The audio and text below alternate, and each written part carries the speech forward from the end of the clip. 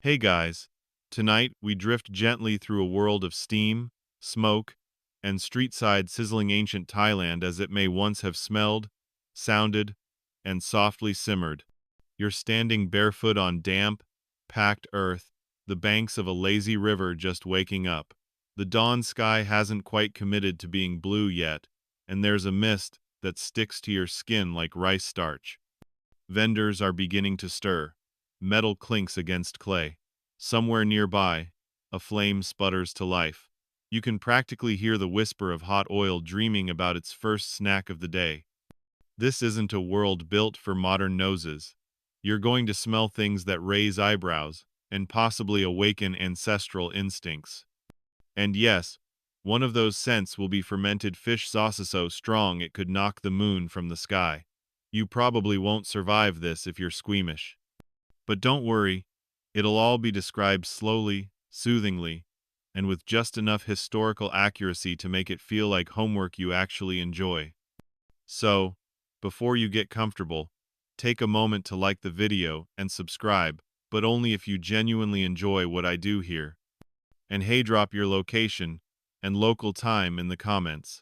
I love knowing who's drifting into sleep from where. Now, dim the lights. Maybe turn on a fan for that soft background hum, and let's ease into tonight's journey together. You trudge quietly toward the water's edge, your toes brushing against crushed lemongrass and damp soil. The riverside isn't bustling yet, but there's movement, flickers of motion beneath thatch roofs, the hushed clatter of ceramic lids, the first spark of flint to tinder. You pass a small stall where someone's rearranging banana leaves, with the same care as folding laundry on a sleepy Sunday morning. A rooster clears its throat, not quite ready to scream the day into being. The air's heavy, but not in a choking way. It's a weighted blanket of mist, and the earthy aroma of old wood and fresh water. Everything smells faintly of clay, boat tar, and wet bark.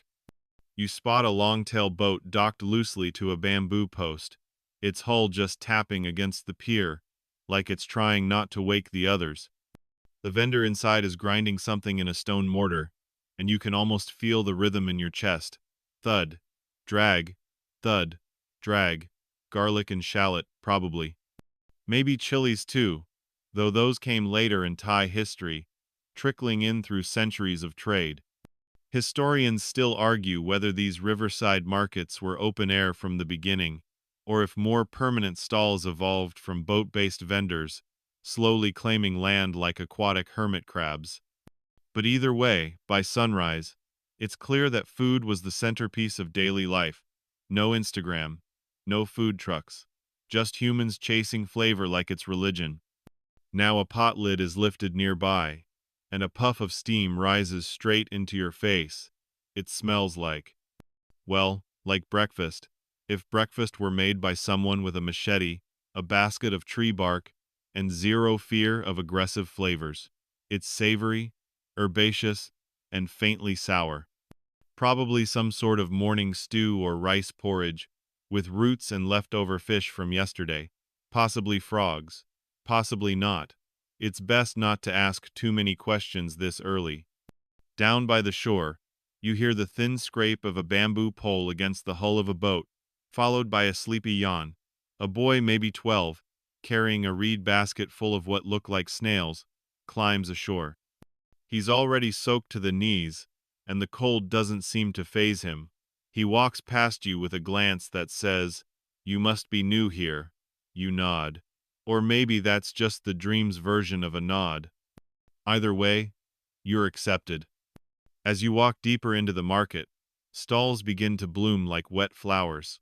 A woman in a threadbare sarong sets out clay bowls in an almost meditative pattern. She ladles a thick, yellowish paste into each one, something made from ground shrimp, tamarind, and fermented soybeans, perhaps. A quiet punch to the nostrils, not enough to sting, just enough to wake you up a little more than you planned. The scent begins to evolve as more fires are lit. Toasted rice, charred coconut, maybe even dried snake, who's to say? A mainstream fact you might like: Thailand's street food tradition dates back at least to the 14th century, with Ayutthaya-era texts describing floating markets and riverside stalls. Eating outside wasn't novel, it was survival. Kitchens were communal, mobile, and highly aromatic. And yet, here's your quirky fringe tidbit. Some food historians believe that certain breakfast stews contained powdered tree bark, not just for flavor, but for what we'd now call spiritual balance. Think of it as culinary feng shui, or maybe ancient aromatherapy, with a side of existential flavor enhancement. A vendor nearby slices something long and knobbly, possibly galangal, possibly a very confused yam. She sprinkles it over a pan of sizzling oil. The sound is instant, violent, and amazing. Your mouth waters, and you're not even sure what you're craving. Everything smells halfway between soup and campfire, like walking through the woods while someone, somewhere, is making the world's most stubbornly fragrant breakfast. You glance down at a shallow dish near your feet. It's filled with something brownish green and jiggling faintly. Some kind of herbal jelly, maybe? Or possibly seaweed marinated in vinegar and regret. You don't eat it, you're brave, not reckless. Then, a chime. Not a bell exactly, more like a fork tapping against pottery. A signal. It means the stew's ready, or the rice has finished soaking, or maybe it just means someone saw you sniffing too enthusiastically and decided it was time to feed the strange outsider. Either way, you move toward the source of the sound. The sun is finally beginning to commit to rising, casting a soft orange haze through the hanging baskets and fluttering tarps. And beneath all of it, beneath the talk and the laughter and the sizzling, you start to notice the ambient soundtrack of the market: cicadas, the lapping river, and the dull heartbeat of coals warming into life. A cat brushes past your ankle. It smells faintly of smoke and fish. It does not ask your permission before settling on a pile of pandan leaves like it owns the place. You don't blame it. You breathe deeply and smile. The day has just begun, and already your senses are full. You follow the scent trail like a sleepy hound, zigzagging gently through rows of woven baskets, pots nestled in hot ash, and what might be someone's prized pickled lizard collection on display, though. Let's not dwell too long on that. The early morning light hits the cooking stalls differently now, revealing oily glints on clay jars and the first hints of fire-charred edges on what looks suspiciously like dried river fish hanging by raffia twine. You can't tell if they're meant for cooking or just warning signs to other fish. Your feet make soft squelching sounds in the damp dirt as you pass a woman fanning tiny coals beneath a blackened wok. The wok groans as she drops in a handful of something sizzly and aromatic, possibly shredded banana blossom. There's a sizzle, a cloud of spicy sweet fog, and then that unmistakable tang of tamarind tickles the back of your throat. You cough gently into your wrist, trying not to look like a total amateur. To your left, a vendor in a red checkered headscarf opens a leaf-wrapped packet, steam unfurling like incense. Inside, something beige, sticky, and clearly once alive. Sticky rice? Maybe. Insect larvae? Also maybe. And here's the historical fact of the day. Insects, especially crickets, water beetles, and silkworm pupa, have been a traditional source of protein in Thai cuisine for centuries. Yes, centuries before it became an edgy snack trend on TikTok. She sprinkles something on top: dried kaffir lime peel? Or maybe crushed ants? You're too polite to ask. Instead, you just smile, and she nods like a lunch lady who sees your soul and deems it worthy of a snack. As you pass the next few stalls, the air changes again. The fish sauce awakens. It doesn't so much smell as it reminds you have nostrils, made from fermented anchovies aged in barrels under the tropical sun. This ingredient has kept Thai cooking alive and adventurous for more than 1,000 years. Historians still argue whether fish sauce was borrowed from southern Chinese methods or developed independently among river communities. Either way, the smell, unforgettable. like salty regret with a tang of citrus betrayal. But here's the twist: when cooked into a broth or mixed with sugar and lime, it becomes something divine, like a culinary magic trick. Something that should have cleared a room now makes you want to lick the bowl clean. A paradox in a ladle. Nearby, a man in loose trousers flips what looks like thin, rolled crepes on a hot clay pan. They're golden and slightly singed, steam hissing as he stacks them on a banana leaf. He sprinkles something inside mashed mung beans, maybe, or toasted sesame pasty, and rolls them tightly like little sleeping bags for your mouth. You drift closer, pretending to admire the fire, but really hoping he'll hand you one. He does. You bite. It's warm, slightly crunchy, gently sweet, and something else you can't quite place. Charcoal? Palm sugar? You close your eyes for a moment and just let it happen. A full sensory hug from a past life. Then comes the next layer of smell. Someone's cooking something alive. Well, recently alive. Possibly eels. Possibly frogs. Either way, it's being grilled low and slow over open flame, and the scent is unmistakable. Gamey, grassy, a little metallic, and deeply satisfying, like barbecue from another planet. You inch closer to the river again, the scent of the water shifting subtly with the heat. You can almost taste the minerals in the air: stone, silt, and the faint sweetness of flowering lotus. Another stall hums softly with conversation. Two older women chat in a dialect so old it might as well be poetry. One gestures with a knife while cleaning long strands of what look like water spinach. The other crushes bird's eye chilies into a pulp with so much rhythm it could be a lullaby. And you realize something. This market isn't noisy. It's layered, like a dish being cooked in real time. Nothing is silent, but nothing is loud. Ambient frogs in the distance. The whoosh of oil meeting moisture. A baby laughing at a rooster. All of it weaves into a sleepy rhythm. You pause at a corner where something truly confusing is happening. A young girl is roasting what appear to be flower buds on skewers, small, purple-tipped, and slowly blackening over charcoal. The smell is oddly floral and peppery, like jasmine tea gone rogue. And here's your quirky tidbit. In some ancient Thai villages, edible flowers were not just garnish, they were main courses, believed to bring balance to the body's internal heat levels.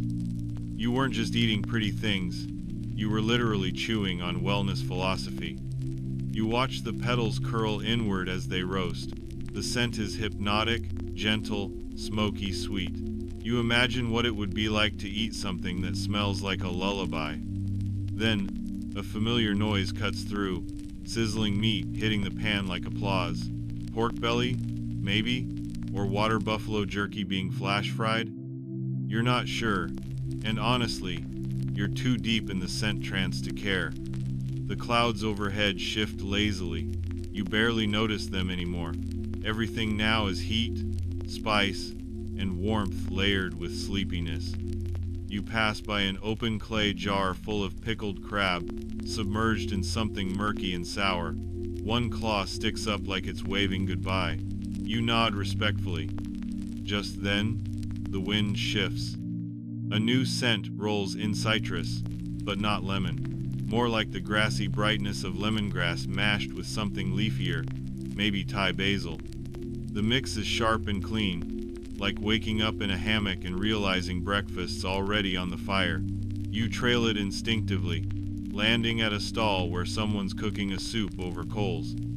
It's bubbling lazily, not in a rush to be delicious. You catch notes of galangal, lime leaf, and roasted shallot, tom yum's distant ancestor, maybe, back when recipes were more suggestions than formulas. Historians still argue whether tom yum started as a fisherman's stew or a royal dish adapted downward to the people. But in this moment, with steam curling around your nose and the citrusy zing hitting the back of your sleepy throat, it feels like something sacred. A comfort spell cast by an ancestor who just wanted you to get through the day. A dog stretches nearby, yawns, and lays back down, unimpressed by the entire history of soup.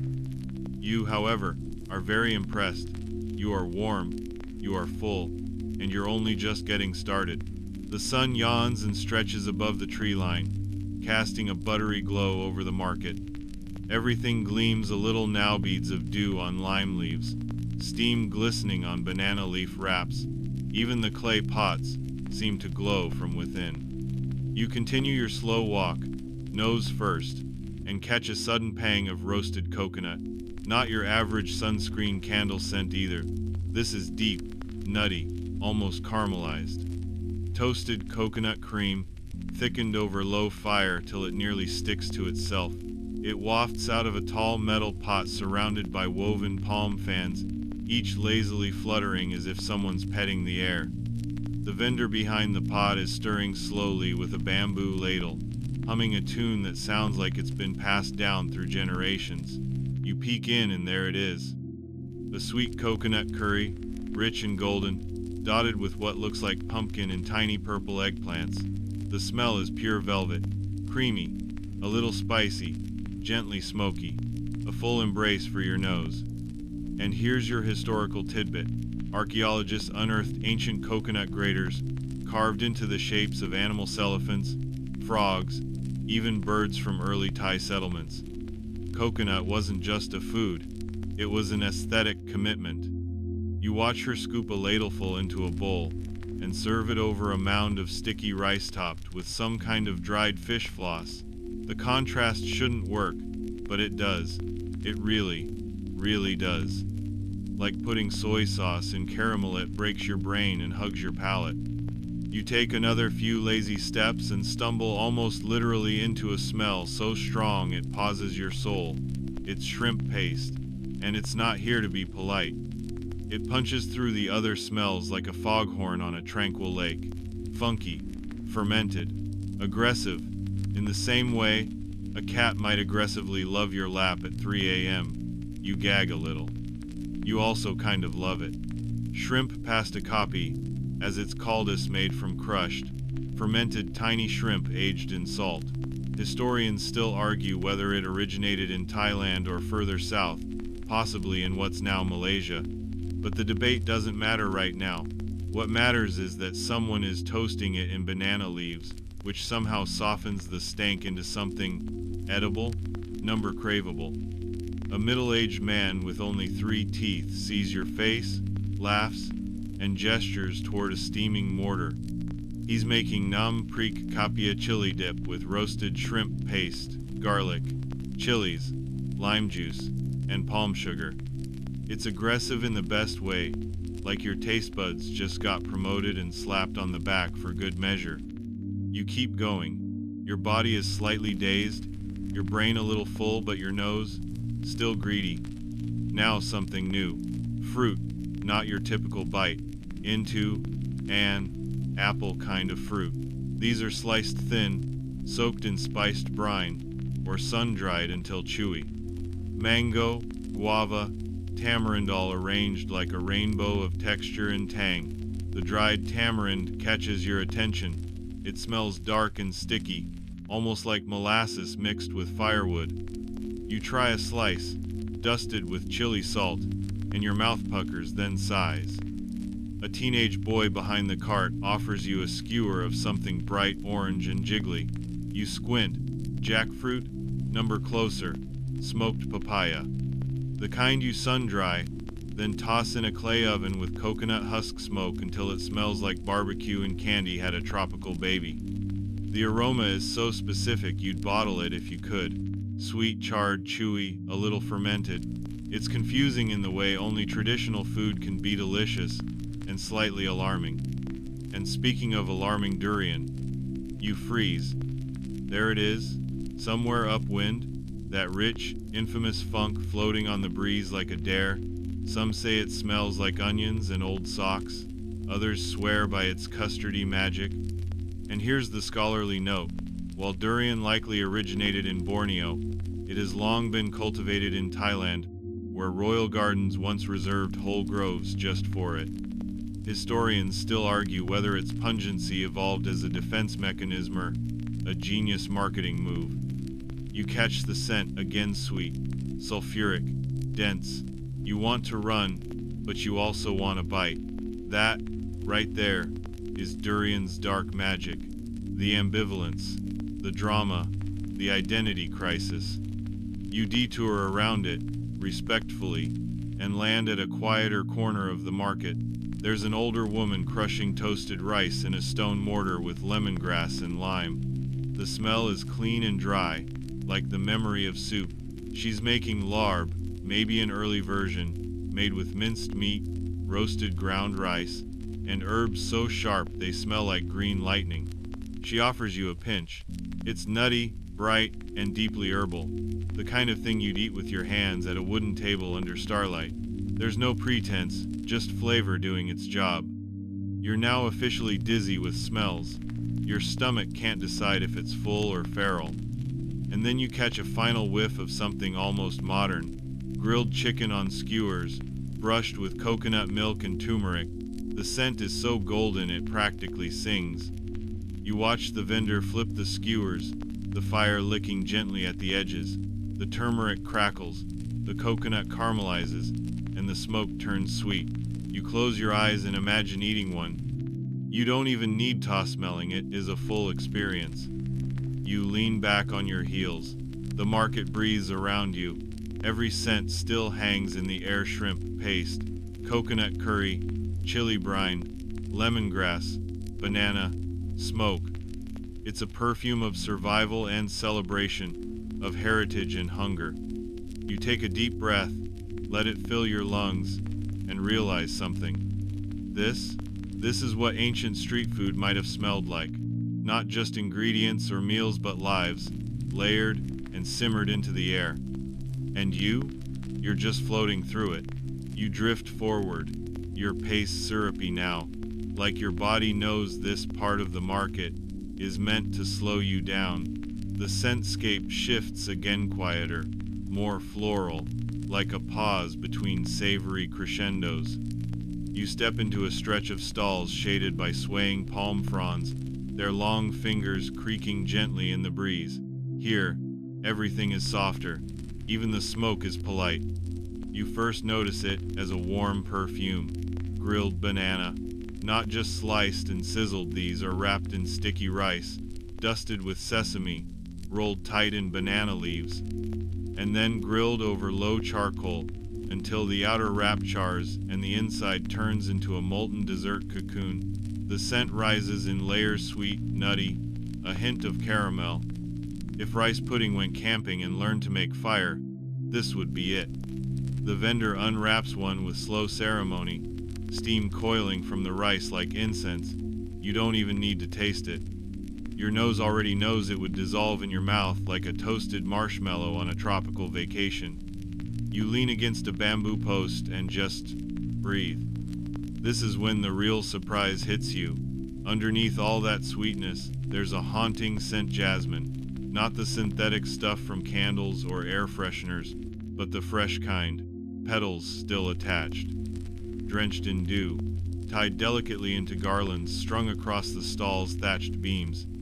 And here's something delightful. Ancient Thai street vendors often scented their drinking water with floating jasmine flowers. Not for luxury, just because life was better that way. A fringe theory even suggests that court concubines used jasmine-scented hand towels to lure noblemen closer. Romantic? Possibly. Overkill? Definitely. You walk further and realize someone's steaming pandan leaves nearby. That smell grassy, vanilla-ish, almost like sugar cane made friends with a meadow, joins the jasmine in a gentle duet. It's the scent of a Thai dessert in progress. And right there, resting in palm leaf cups, are little bundles of kanome. Tiny treats made with rice flour, coconut milk, and palm sugar, some dyed green with pandan, others purple from butterfly pea flowers. They smell like a child's birthday party got invited to a botanical garden. You remember a scholarly debate tucked somewhere in your brain. Historians still argue whether these vibrant dyes were strictly symbolic or just for fun. Did purple mean royalty? Did green signify prosperity? Or were ancient pastry chefs just bored and needed some edible mood lighting? The world may never know. As you watch, a woman takes a delicate spoon and pours the batter into tiny clay molds set inside a lidded steamer. Each hiss of steam smells like sweet fog rolling off a jungle. The cakes puff up, jiggle gently, then settle into perfectly soft, perfectly scented treats that basically dare you not to eat 12. You resist, barely. And then it happens, the sudden arrival of something smoky and suspiciously meaty. You glance sideways and see a young man grilling skewers of, is that frog? Maybe. Hard to tell in the half-light. The smell is undeniably rich, gamey, a bit grassy, oddly inviting. He turns the skewers with practiced flicks, brushing them with a glaze that smells of tamarind and fish sauce. You pause long enough to file this under, weirdly tempting things I'd only try in a dream market. Nearby, an older couple tends a sizzling griddle. This time, the aroma is familiar crepes, but thinner, stretchier, crispier.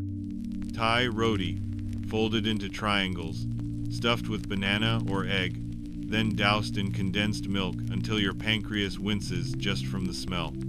The edges brown to a perfect crisp, and you swear you can smell the crunch. And here comes the fun fringe bit. There's an old belief that street vendors who made the crispiest roti were blessed by the rice spirit May Fozup, who whispers in your batter if you've lived a good life. Sweet dreams and crispy treats, all courtesy of a deity who moonlights as a flavor consultant. You pass a cluster of children giggling beside a clay pot. Inside, something bubbles gently, giving off a scent like roasted peanuts swimming in chili oil. Tom Kha Gai, perhaps? Or a village variant made with local herbs and hand-forged mushrooms that smell faintly of damp leaves and pepper. Your nose goes on full alerty-arthy, spicy, creamy. It's like someone took forest floor and taught it how to comfort you. You crouch down to sniff more closely. The steam rises and hits your sinuses like a love letter from the woods. Lemongrass, galangal, mockroot lime, leaves bright and sharp, but softened by coconut cream, so lush you could bathe in it. You look up at the cook, and she gives you a knowing nod, like, yeah, you get it. Further down, there's an odd booth with no food, just clay jars. You peek inside and recoil, then lean in again, morbidly fascinated. Pickled everything. Mango, garlic, chilies, even tiny crabs. The smell, sharp, sour, a little chemical. It sits in your nose like a curious cat that won't move. The merchant offers you a slice of pickled green mango with chili salt. You try it, and it smacks your mouth awake. Tart like lime juice in a lightning storm. Salted like old seawater. Sweet like betrayal. It's strangely addictive. You keep walking, past a group of monks who offer you a garland in exchange for a small donation. Their robes brush past with the smell of old incense and sandalwood soap. Somehow, this too becomes part of the aroma tapestry. The sun begins to lower. Shadows stretch. The whole market glows gold. The smoky air now smells faintly of cooling coals and spiced ashes. Fried food is giving way to herbal teas. Someone nearby crushes fresh lemongrass and mint into what smells like ancient lemonade, cold, fragrant, and a little mysterious. You stand in the middle of it all, eyes half closed. Every breath is a new flavor memory. Every breeze carries something forgotten and delicious. You're not sure where the history ends and the dreaming begins. But you know this ancient Thai street food didn't just feed people. It perfumed their stories, marinated their love lives, and seared itself into every fabric of daily life. And right now, you're walking through its essence. You wander onward, deeper into this dreamscape of aroma and sound, your feet padding across stones smoothed by 1,000 market mornings. Somewhere, a bamboo wind chime clicks gently, and for a second, it almost sounds like someone cracking peanuts by the river. That's when the air changes again. Heavier, oilier, the unmistakable scent of sizzling fat and something that might once have been a bird. You find yourself beside a small cart surrounded by woven baskets. The vendor thin, weather-wrinkled, and absolutely unfazed by the heat drops something into a walk that lets off a blistering sizz. The smell? Like fried chicken's wilder cousin. Rich, spiced, a little peppery. Maybe even lemongrassy if you sniff hard enough. It's Kai Todd, ancient-style fried chicken, more bird than batter, cooked in shallow cast iron, marinated in a mix of garlic, coriander root, and white pepper. And the oil? Oh, the oil! Some believe it's been seasoned through decades of use, like a family heirloom passed down in a pot. You hear the crunch before you see it. Someone bites into a wing, and it sounds like stepping on autumn leaves. The smell hits you like a memory you didn't know you had, salty, garlicky, hot. One step over, there's a woman grinding chilies with a stone mortar that probably predates Google by a millennium. She's making nam prik, a chili paste so potent the aroma alone makes your eyes water slightly. Not from heat exactly, but from its depth. Fermented shrimp paste, roasted garlic, fish sauce, lime, and a chili so red it looks photoshopped. Historians still argue whether ancient Thai chili pastes were primarily functional, used to preserve or kill bacteria, or spiritual, meant to heat the soul and ward off bad luck. You vote for both. A small dish of it is passed to a customer, served with cold slices of cucumber and sticky rice. A bite, a gasp, a laugh, and then the bliss that follows a little culinary chaos. You can almost feel the tingle on your own tongue. You pass a thatched stall where smoke curls lazily into the night. Inside, someone's smoking fish, not in a hipster, small batch way, but in a "that's just how we do it here" way. The scent is deeply earthy. Charred banana leaf, aged fish sauce, maybe even a dash of tamarind rubbed over the skin before roasting. The fish lays flat over bamboo slats, gently smoldering above a mixture of palm husks and hardwood. Its smell? Like ocean memories and bonfire secrets? One bite, and you imagine it would flake apart like wet paper, the skin crisp, the inside melting into your teeth. Now your path veers towards something that makes your eyebrows rise. In a large iron skillet, someone is frying what looks like mini pancakes, but the scent is anything but dessert-like. It's sharper, oniony, eggy. You realize this is hoi tota mussel or oyster omelet with a base of rice flour and eggs, fried until the edges crunch and the inside squelches, just a little. You watch as the cook pours a dipping sauce made of chili, vinegar, and sugar into a small bowl, and for a moment, it perfumes the air like spicy caramel. The scent is intoxicating, like brunch at a fishing village. You'd never think it would smell this rich. And just around the corner, the smell that punches through everything. Durian. There it is, stacked proudly in a wooden crate, its thorny armor catching the lantern light. You steel yourself. Some say it smells like heaven and tastes like hell. Others reverse it. Either way, it's the most controversial fruit in Thailand and possibly the world. You draw close, you breathe in, and you're met with something that smells like sweet onion custard left in a gym bag.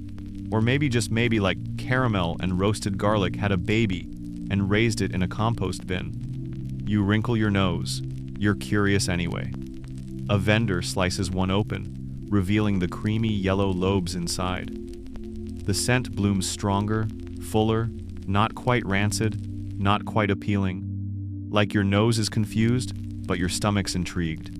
A fringe theory suggests that ancient nobles used durian's overpowering smell as a loyalty test. If you could eat it and smile, you were probably trustworthy. You wonder what kind of person that makes you.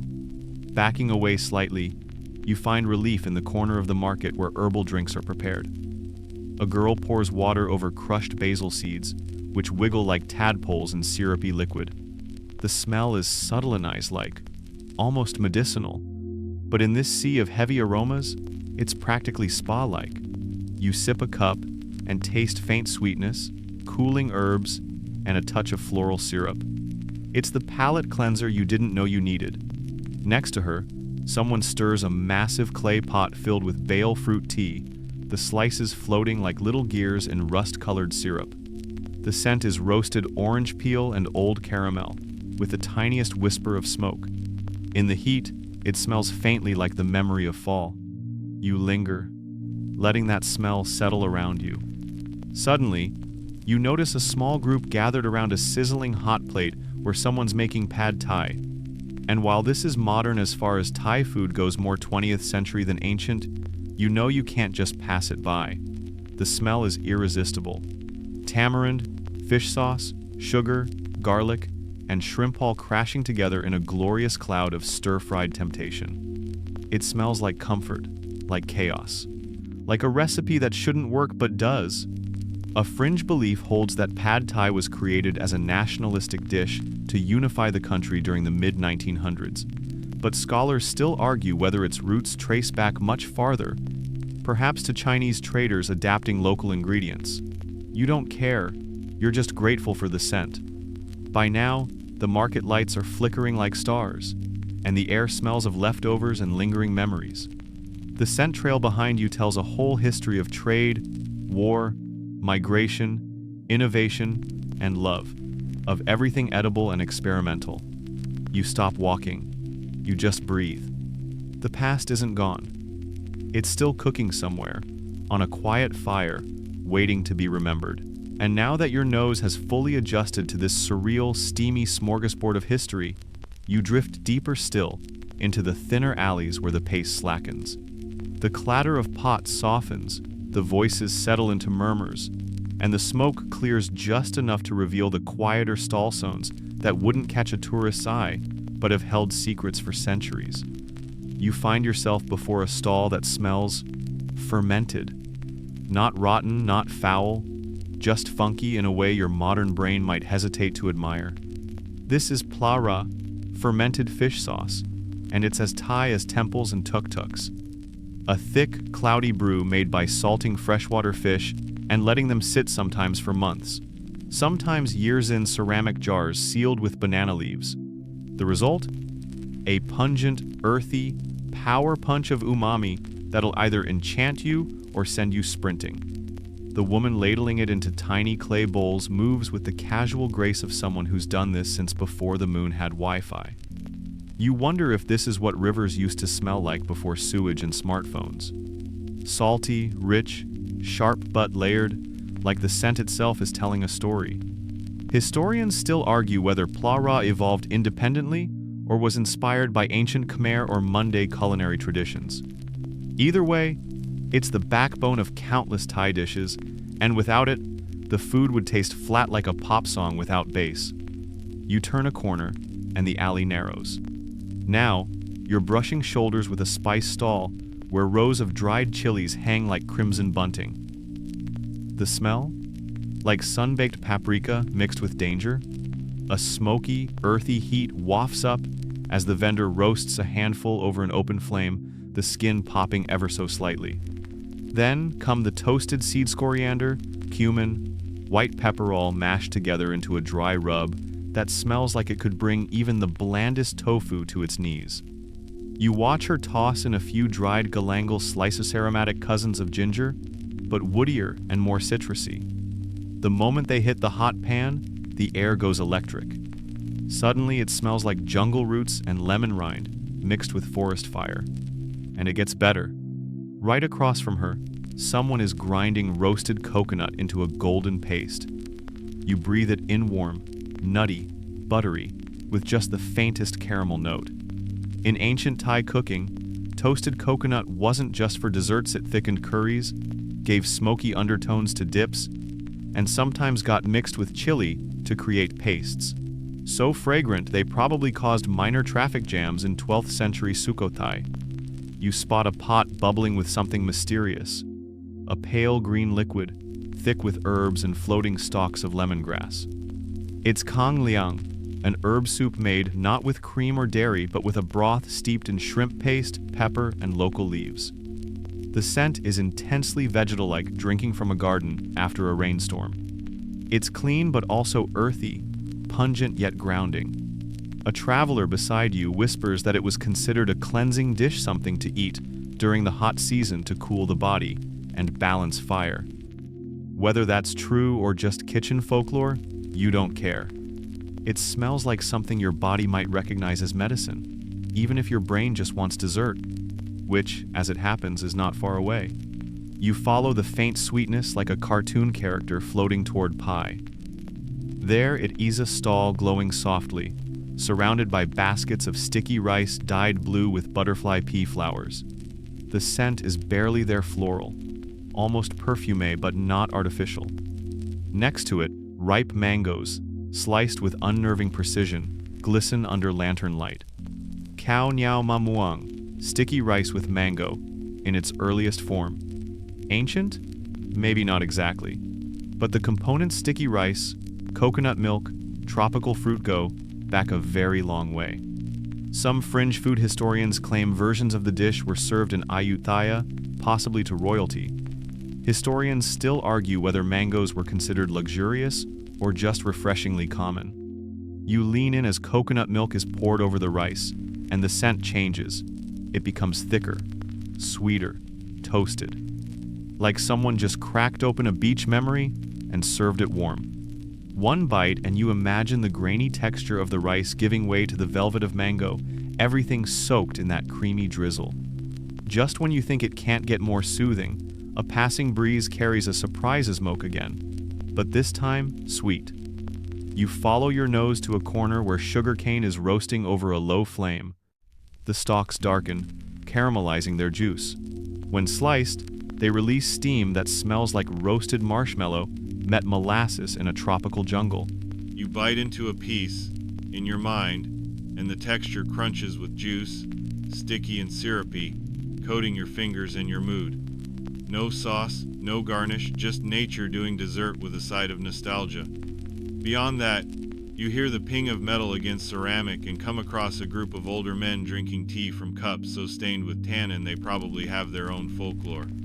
The tea is baibua, bok made from centella leaves, a cooling herb with a scent halfway between parsley and ancient books, earthy, bittersweet, like walking through an herb garden right after a thunderstorm. You take a sip and taste history, not grand, dramatic history, but the kind that settles into the bones of a place, the kind made over slow cups and even slower conversation. Everything smells more vivid now. Your senses have calibrated. Your stomach has stopped being confused and started being nostalgic for things it never ate. You stand still for a moment, watching the steam rise from the pots, the lanterns flicker in the night air, and the quiet joy on people's faces as they share, bite by bite, this edible archive. You can almost hear the stories humming through the food, folded in like ingredients. Maybe you didn't come here to eat. Maybe you just came to remember. You shuffle forward, lulled deeper into the maze of scents and flickering oil lamps. The crowd's thin again, and the food gets weirder in a good way. It smells like curiosity now. Like someone dared to mix everything in the cupboard just to see what would happen. A vendor crouched low on a mat lifts a lid from a clay steamer. Inside are dumplings, not the kind you're used to, but delicate rice flour parcels shaped like flower buds. The smell is mild, a little floral, a little nutty. These are cow kriya pakmo steamed rice skin dumplings filled with sweet savory peanut paste, palm sugar, and fermented radish. A combination you probably wouldn't try on your own, but now it somehow smells like home, or at least someone's home you wish you'd grown up in. There's a side of Nam Jim dipping sauce, limey, garlicky, spicy, and, as it hits the steam, the entire air takes on a brightness that cuts through the stickiness of the night. That contrast was always the point. Thai cuisine, even in its ancient forms, leaned heavily into balance. Sweet, salty, spicy, sour, bitter all dancing together like nobody's watching, except you totally are. You inch over to a massive mortar and pestle being operated with the energy of a gym session. The thuds echo through the street. What's being crushed? You peer in its unripe papaya, chilies, lime, sugar, fish sauce. Ah, som tam, the iconic green papaya salad. But wait, this is an earlier form. Maybe no peanuts yet, maybe crabs, maybe chunks of fermented fish. It smells wild, almost unruly, like pickles decided to become a punk band. Historians still argue whether som tam was Lao in origin or independently developed in the Isan region of Thailand. Either way, it's a dish that tastes like it's trying to get your attention, because it is. It's sour, spicy, crunchy. It doesn't ask if you're ready, it just exists. Across from that, you see something you did not expect. A long grill with rows of small birds, possibly quails or sparrows, spitted over open flame. The scent is intense, like dark meat marinated in lemongrass, garlic, and palm sugar, then kissed by charcoal. You can almost hear the skin crisping. Not exactly bedtime snack material, unless you're an ancient hunter or, say, mildly feral. Next to the grill, a pot of dipping sauce boils. Tamarind, fish sauce, roasted rice powder, chili flakes. When they ladle it onto grilled meat, the air smells like tangy barbecue got lost in the jungle. You're tempted to sniff closer, but the vendor casually waves a fan to cool the flames and, unintentionally, blows 5 chili flakes into your left nostril. You back away respectfully and find salvation. Sweet rice cakes on banana leaves, stuffed with taro, mung bean, or banana. The scent is soft, comforting, like the inside of a grandmother's pocket if she stored snacks instead of tissues. The cakes are steamed, and the rice takes on the smell of the banana leaf, earthy, damp, green. You pick one up in your imagination, and the waxy leaf unfolds with a gentle hiss of steam. You bite in. The filling is warm, mild, and a little grainy. It doesn't shout, it hums. While your mental mouth is full, your nose is already cheating on dessert with another nearby scent. Tod man plafish cakes spiced with red curry paste and kaffir lime. They're fried in shallow pans, and the scent that curls into your brain is almost spicy, citrusy, and herbal at once. There's something distinctly ancient about the combination, like it was discovered accidentally when someone dropped herbs into a hot river and fished them out hours later with a new recipe. A small girl is pounding something with a smaller mortar. The clinks are delicate. You walk over and realize she's making chili paste with toasted rice and pickled garlic. It smells sharp, vinegary, but also strangely inviting. Pickled things were common in ancient Thai diets, partly for flavor, but mostly for preservation. Long before refrigerators or takeout apps, you needed your lunch to survive the humidity. Speaking of humidity, your skin is now lightly coated with a mixture of mist, smoke, and the collective sighs of hundreds of bubbling pots. You wipe your forehead with a linen square that doesn't exist, and it smells faintly of jasmine. Turns out someone nearby is boiling jasmine blossoms in syrup. The scent is ghostly sweet, light, fading almost too quickly to catch. You lean in. It's Nam, Doc Molly, jasmine water, sometimes drunk as a cooling tonic, sometimes used in desserts, sometimes just there, floating in a bowl with ice cubes at a temple ceremony. A reminder that not everything edible has to be devoured. Some things are meant to perfume your evening. And yet, even with all these delights, you notice a stall with almost no customers. Curious, you step in and are hit with a surprisingly sour note of fermented soybeans mashed into patties and grilled. You've just met Tao Gio, the Thai ancestor of soy sauce. Thick, salty, funky, less liquid than paste, more ancient than your ancestors' ancestors. Historians still argue whether this originated in China and migrated to Thailand, or developed locally from native fermentation techniques. Either way, it smells like patience and salt had a baby. You turn the corner again. The lanterns have dimmed, the pots are mostly empty, and vendors are wiping down their surfaces with banana leaf cloths.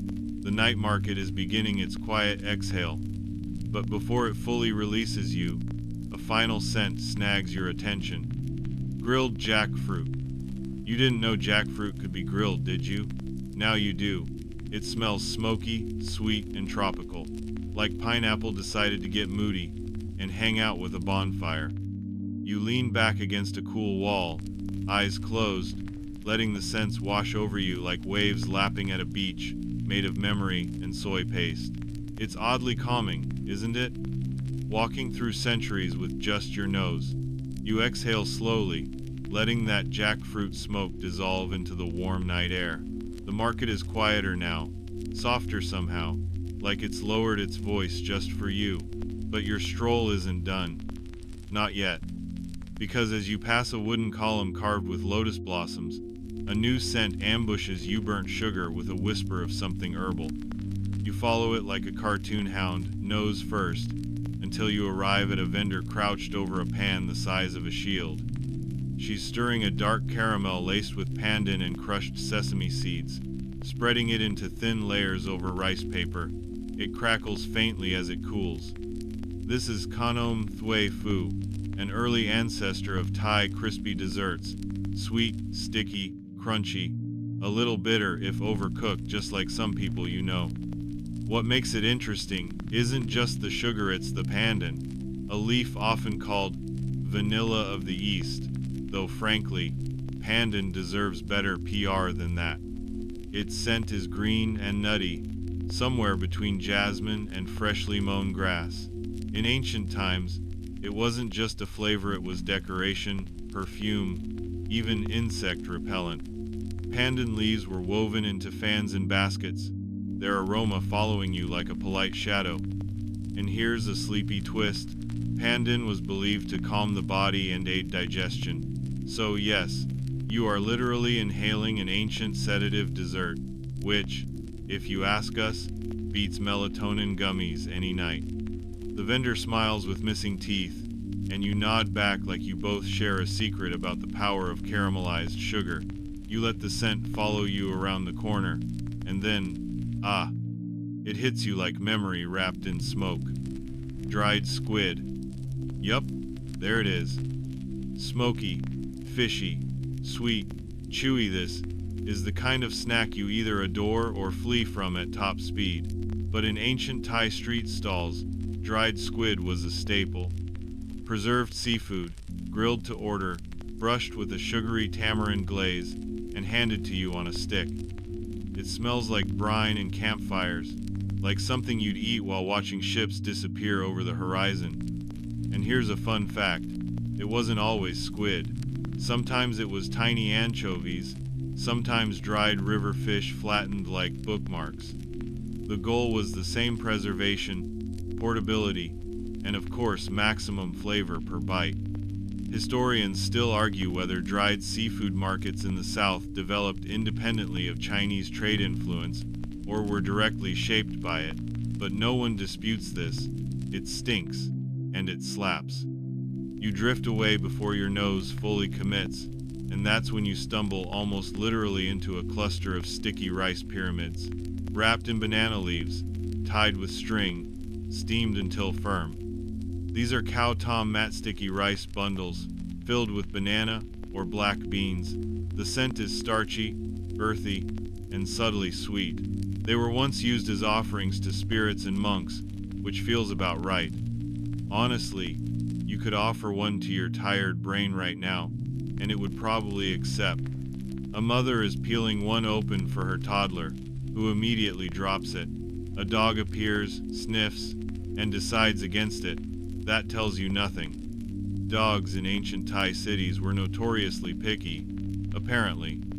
The aroma of burnt coconut drifts in next, so you follow it like a scent hound once more.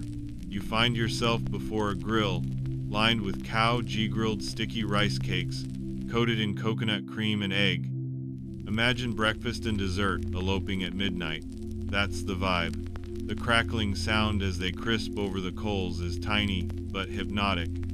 You watch one puff slightly and collapse back into itself, like it sighed. And there's something else on the breeze clove? Star anise?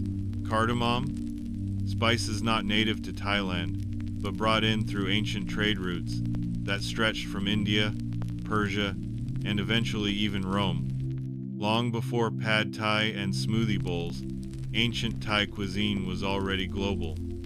Historians still argue how far the spice networks reached into the region, but the smells are the receipts. A simmering curry nearby confirms it.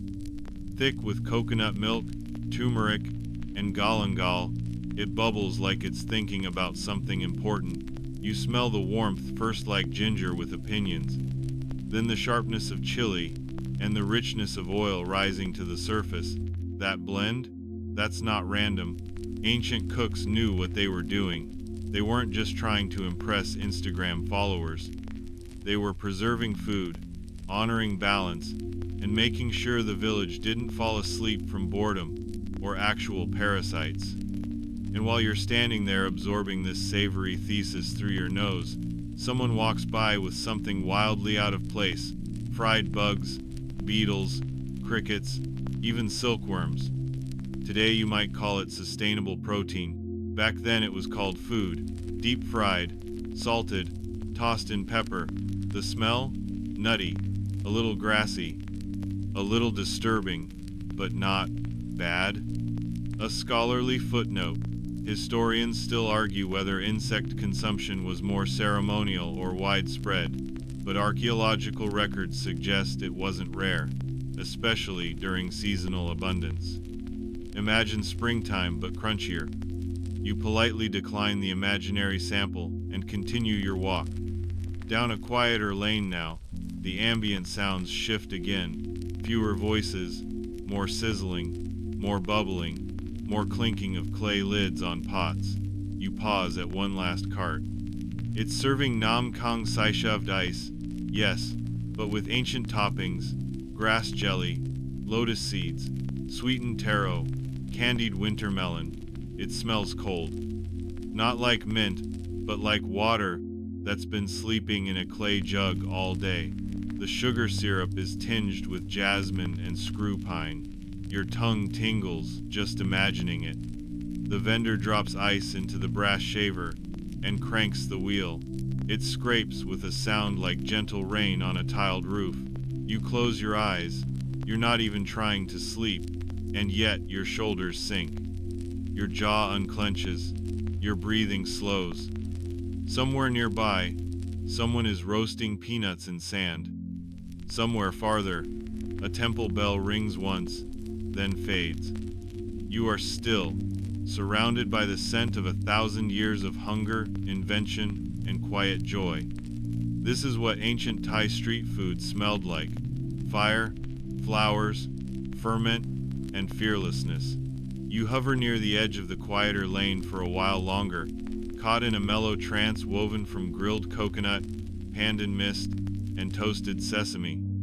If ancient air could be bottled and sold, you'd be a loyal customer. But the night continues its gentle drift, and so do you. Around the corner, things shift again. The street opens into a market square, and the rhythm changes. The smells are no longer whispery one-note hints, they're full choruses, layered like an orchestra tuning up. You're not just walking now, you're swimming through scent. The first thing that floats your way? Fermentation. Aged fish pastanam pla ra. It's not shy. If your nose had a seatbelt, now would be the time to buckle up. The smell is pungent, salty, earthy, like anchovies had a bad day and decided to make soup about it. It clings to the air, to the vendor's shirt, probably even to your dreams. And yet, it's magic. This isn't just a seasoning, it's the backbone of ancient Asian cuisine, which favored bold, sour, spicy flavors meant to wake you up and make you pay attention. Historians still argue whether pla ra developed from Chinese fish sauce or from indigenous Southeast Asian preservation techniques. Either way, this ancient brew was essential. Food without it would have tasted like sadness or worse, blandness. And you know what ancient people feared more than hunger? Boring food. Just beside the fish paste is a collection of clay jars with woven covers. Curious, you peek in. Fermented bamboo shoots. Sour, sharp, slightly sulfuric, like pickles with an attitude. In ancient villages, these fermented goods were stored underground in cool, shaded corners of homes, sometimes even beneath stilted floors. Practical, yes, but also mildly terrifying if you forgot where you put them. The market center is alive with heat and shouting, and just when your nose adjusts to fermented funk, you're lured in by something deeper: meat, roasted meat, charred skin, caramelized fat. A rotisserie turns lazily over an open flame, spinning strips of pork marinated in sugar, soy, lemongrass, and garlic. That blend? Not modern. Ancient Thai cooks were already using garlic and lemongrass centuries ago, grinding them with stones into pastes that doubled as marinade and mosquito deterrent. Honestly, efficient. And here's a quirky side note. Some early versions of this pork dish may have used wild boar instead. Tougher, gamier, smellier. Perfect for a feast, less so for a Tuesday snack. Scholars debate whether meat-heavy diets were common or mostly reserved for elites and ceremonial events. What's clear is that when it happened, the smell carried for miles and invited half the neighborhood over. The scent gets stickier because honey joins the mix. Beeswax, nectar, even tree sapal, once used to sweeten before sugarcane became widely cultivated. One cart is selling rice balls rolled in roasted mung beans and drizzled with honey. Another is deep frying dough twisted like rope and dipping it into palm syrup. You lean in close. There's something deeply calming about hot oil and sugar. It's like smelling the end of your to-do list. The space around you glows golden, and not just from the lanterns. The whole square feels suspended in syrup and spice. A little boy runs past holding something wrapped in banana leaves again, and your inner snack detective kicks in. You follow, nonchalant, as though you weren't just tailing a child for food clues. He joins a group gathered near a low table, where an elderly woman is serving mock steamed fish curry custard. Oh yes, a full meal now. Creamy, spicy, wrapped in banana leaf cups. The scent rises with the steam. Lemongrass, kaffir lime, chili, coconut milk, and fish, all working together in odd, chaotic harmony. Now, here's where things get exciting. That dish mock isn't just tasty, it's a historical puzzle. Scholars debate whether it evolved from Khmer royal recipes or indigenous river town experiments. What's more intriguing is that the banana leaf cup itself acts like a mini oven, infusing the food with a smoky green perfume. It's like baking inside a rainforest, delicious and poetic. You pause to savor the moment, the warm air, the soft thrum of foot traffic, the gentle smoke coiling into the heavens like forgotten prayers. But then bam, another olfactory curveball: beetle nut. Yes, the red-stained teeth of old paintings. That's from chewing beetle nut wrapped in beetle leaves with lime paste and sometimes clove or cardamom. The scent is spicy, peppery, and almost minty if you're feeling generous. It was a social habit, a digestive aid, and a mild stimulant, basically ancient chewing gum with far more drama.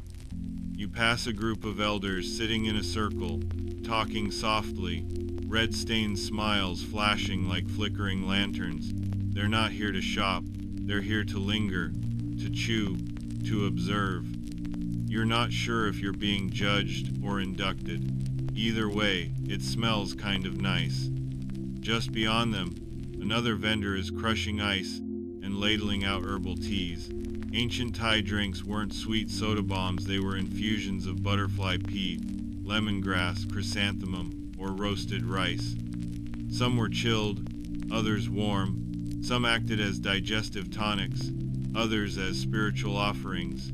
Historians still argue whether these beverages were consumed daily or mostly ritualistically. You decide not to argue and just take a slow, pretend sip. Suddenly, the music changes.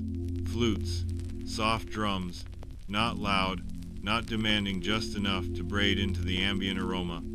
You move toward the sound and find a performer seated cross-legged, playing what looks like an ancient wooden recorder. The air is infused with scent and sound now, inseparable, like breath and heartbeat. You're not in a market anymore. You're in a memory that doesn't belong to you but somehow feels like it does. The last scent to reach you before you turn away? Smoked banana, a final offering from the night. Bananas grilled over coals until their skins blacken and split.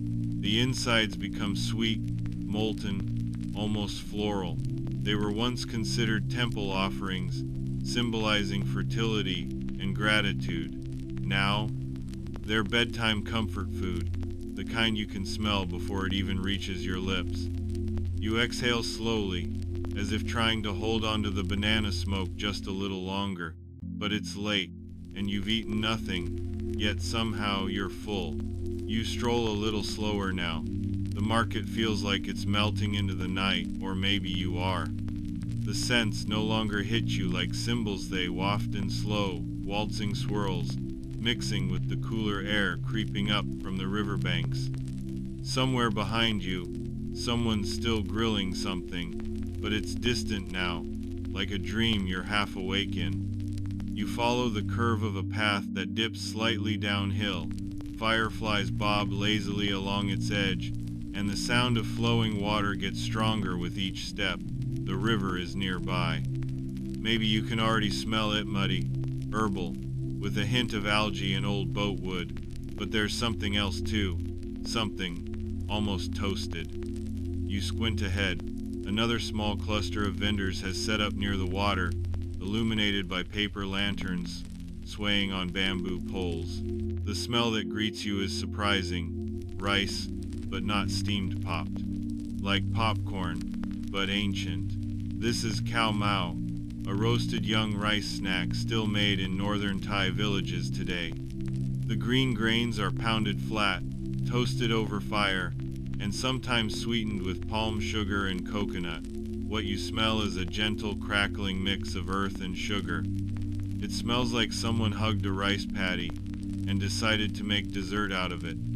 Historians still argue whether cow mao was originally a harvest-time ritual treat or just a savvy way to use immature rice that wouldn't ripen. Either way, it became part of the culinary landscape, a food tied to seasonal shifts, gratitude, and celebration. It was chewy, nutty, a little smoky, and somehow a food that sounded like a lullaby when eaten. You find yourself lingering beside the woman making it. Her hands move rhythmically, flip, toast, sprinkle, fold. You're not even hungry, but if she handed you a leaf-wrapped bundle, you'd take it and probably cry a little. Instead, you inhale quietly and move on. The scent trail leads you to another old favorite, dried squid. But don't flinch, it's not the rubbery, fishy stuff you might know. This is paper thin, charcoal toasted, and brushed with a touch of sugar or fish sauce glaze. When grilled, it releases a cloud of scent that's part ocean breeze, part campfire, and part deep fryer. An odd trio, but somehow cozy. And here's a fringe tidbit. Some older Thai communities used grilled squid not just as a snack, but as a companion to fermented rice wine. Salty, chewy, and just annoying enough to make you sip slowly. It was the original bar snack, just without the bar.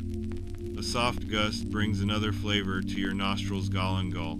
You know, like Ginger's weird cousin who wears essential oils and knows all the ancient chants. The root is sliced thin and dropped into bubbling pots of tom kha, coconut soup scented with lemongrass, chili, lime leaf, and that earthy galangal twang. The combination smells creamy and sharp at once, like a forest witch's kitchen, but comforting. It's a dish that's still beloved, but in older times, it was considered restorative, even medicinal. A little soup for your body, a little spell for your soul. Scholars debate whether coconut milk was used widely in early regional dishes, or whether it gained popularity only after better cultivation spread across the lowlands. Either way, It's here now, and it's gorgeous. You peek into a pot and catch sight of pale mushrooms bobbing next to chicken slivers and drifting kaffir lime leaves. The cook stirs slowly, not in a hurry. The smell alone could stop time. You let it wrap around you like a shawl, spicy and sweet, sour and woodsy. You're getting sleepy. Just past the soup vendor is a table selling grilled river fish wrapped in salt-crusted banana leaves. The scent is subtle, more mineral than meat. River fish, especially catfish or tilapia, were abundant and easy to catch with bamboo traps. Salt was a rare treat in earlier centuries, but when available, fish were crusted, grilled, and devoured. You can almost hear the sizzle of juice hitting coals. Almost. And then, what's that? A whisper of something floral.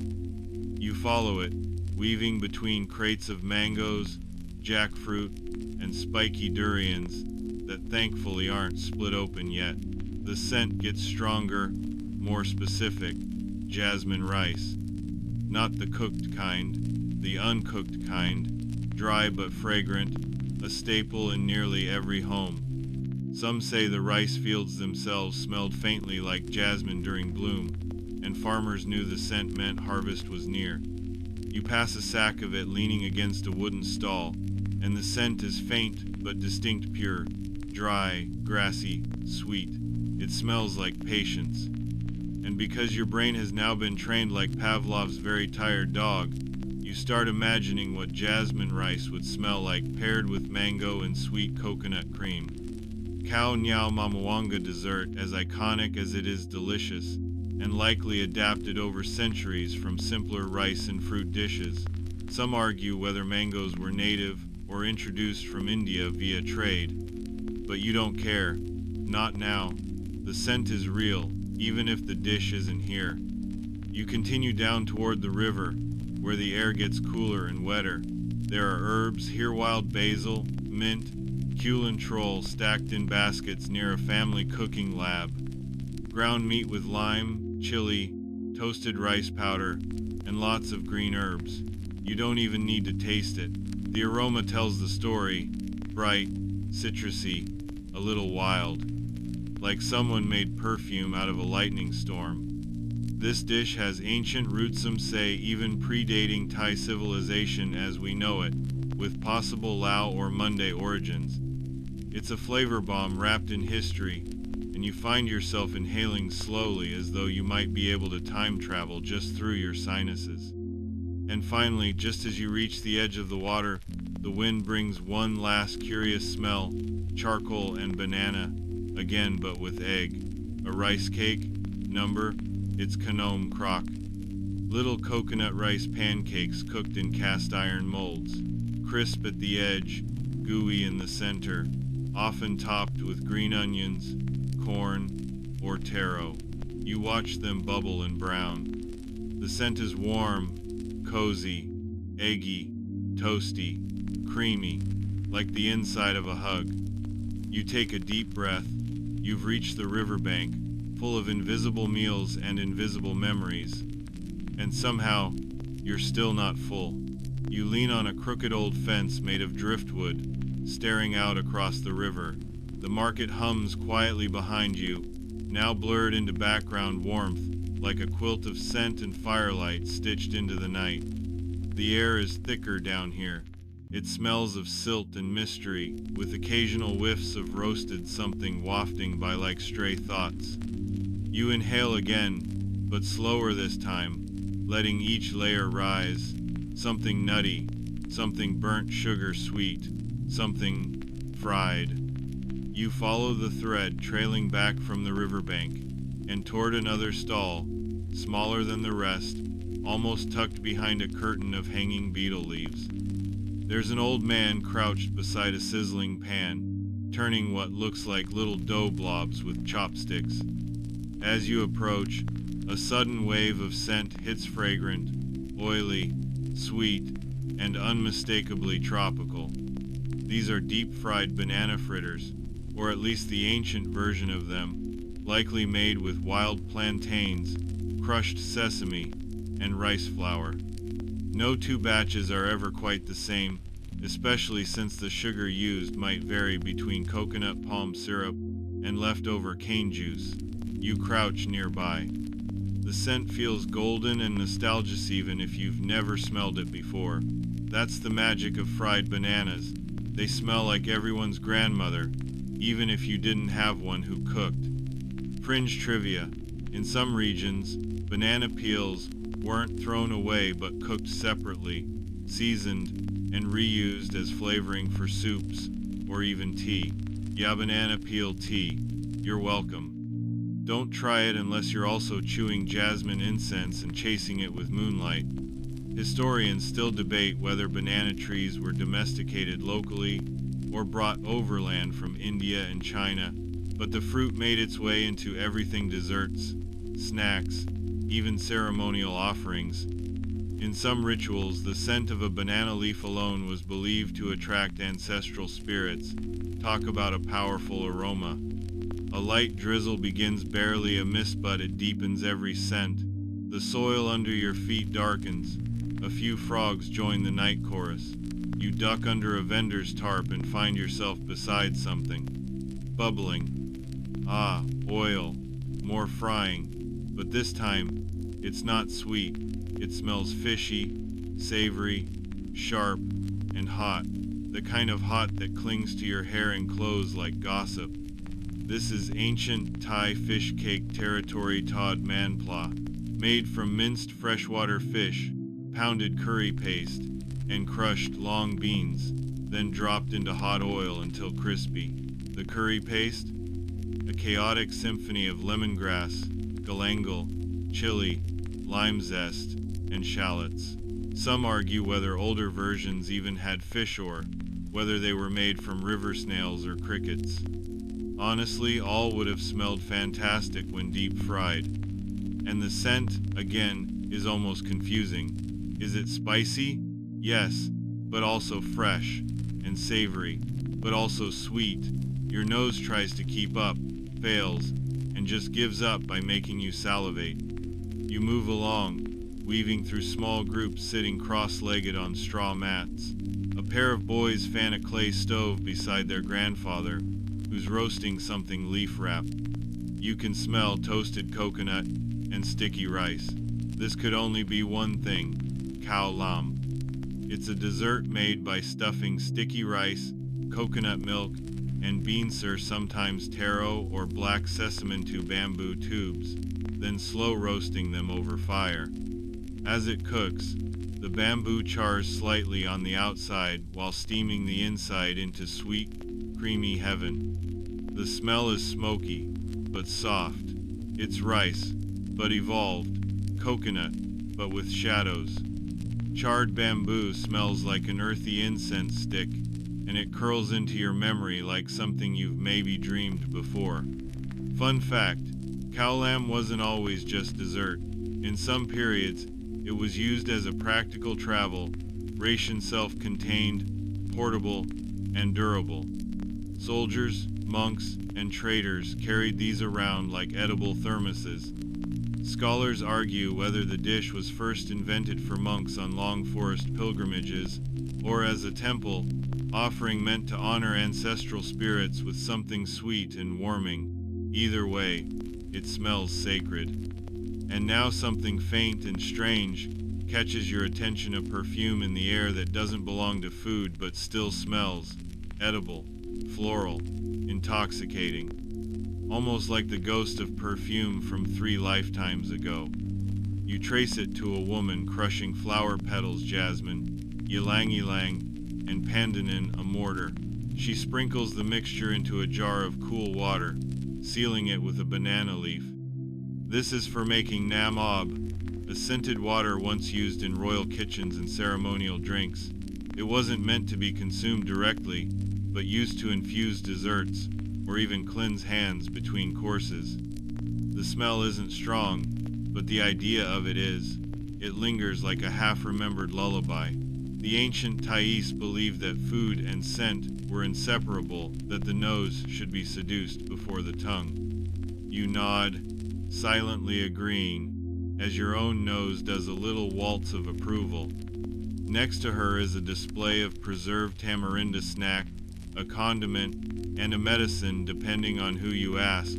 Sticky, sweet, and sour at once. The scent is sharp, vinegary, and citrus-like. It cuts through the fried oils and rich aromas like a palate cleanser for your soul. In earlier centuries, tamarind was used not only in cooking but as a cleansing agent and remedy for fevers. Fringe belief held that bathing in tamarind leaf water could drive away bad dreams. Should we bottle that? Maybe, although the side effects might include sticky elbows. You meander onward, the earth beneath your feet now slightly muddy. The vendors have started putting out their fires. Lanterns flicker as the wind picks up. You pass one last stall where someone is making. Is that tea? You breathe in the steam. It smells roasted, grassy, warm. This is Bai Bua Bok tea, made from pennywort leaves, still sipped today in Thailand for its supposed cooling and detoxifying properties. But historically, it was also believed to sharpen memory and calm the heart. Pennywort was the overachiever of herbs used in everything from salad to skin balm. You take one long sniff and instantly feel like an ancient monk with excellent posture and no Wi-Fi. And here you are still at the river's edge, still full of air and scent and dreams. The night feels different now, more saturated, like you could wring the smells out of the darkness like juice from a mango. One vendor is folding up a mat. A child yawns, holding onto their mother's shawl. The fireflies hover low now, casting lazy zigzags through the dark like glowing commas in a sentence that doesn't want to end. You keep walking, but slower now. Each step feels like a word spoken in a language you've started to remember, one built not of grammar but of spice, fire, and faint sweetness. The riverside market has thinned, but the memories it left in the air are stronger than ever. Somewhere behind you, a pot clangs shut, a rooster crows eerily, confused, or just dramatic. And you, trailing the last puffs of fish cakes and sticky rice, round a quiet corner and find something unexpected. Silence. Well, not total silence. The kind of soft quiet that's full of rustles and little hums. Cicadas with their slow, static buzz. A gentle lapping of water against a wooden pier. And then, there it is, a faint roasted nuttiness that makes you pause. You follow your nose again and find a man fanning what looks like a huge clay griddle. Balanced on top are flat circular discs made of rice batter. They're browning slowly. He uses a woven fan to keep the fire steady beneath them.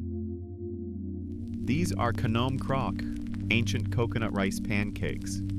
You wouldn't call them pancakes now, though.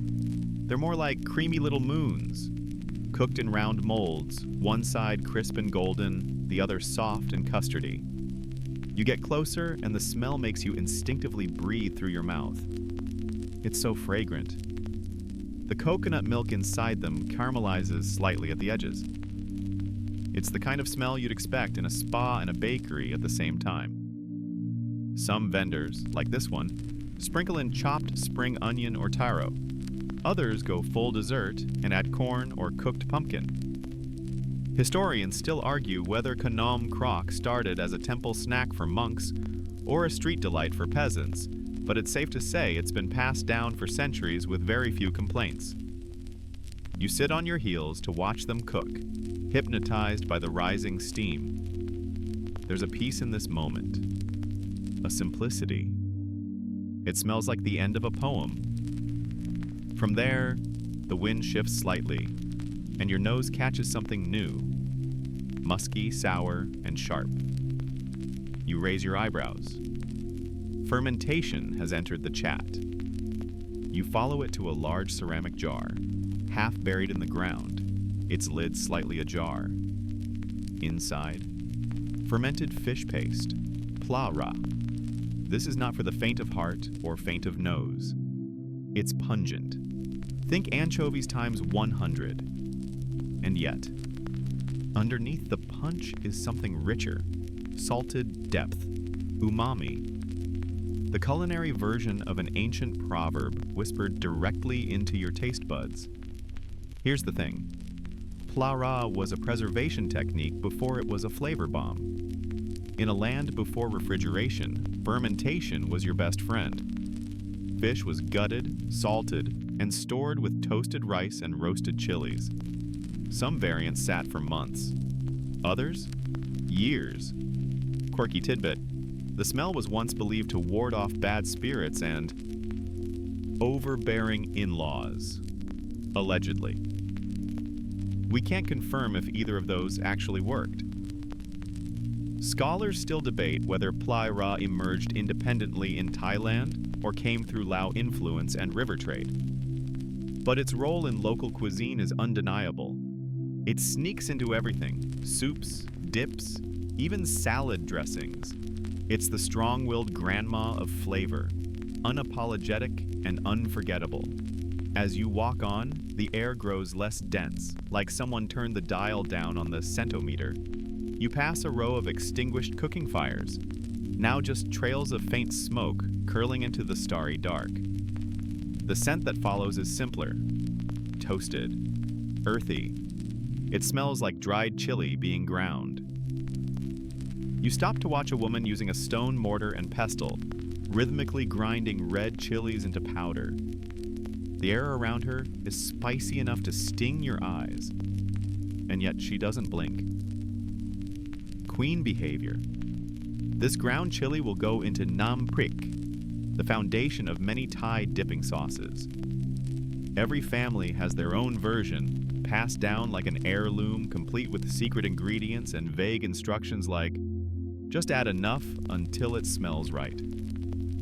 Nam prik could include garlic, fish paste, shrimp, lime, green mango, roasted rice, and probably a small argument between your aunties.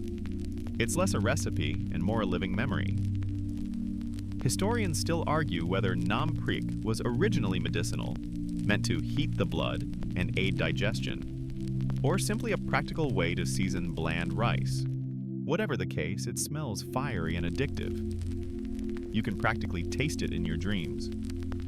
From there, something milder calls you over. You turn into a courtyard where a family is cleaning up a makeshift dessert stall. The scent still lingers.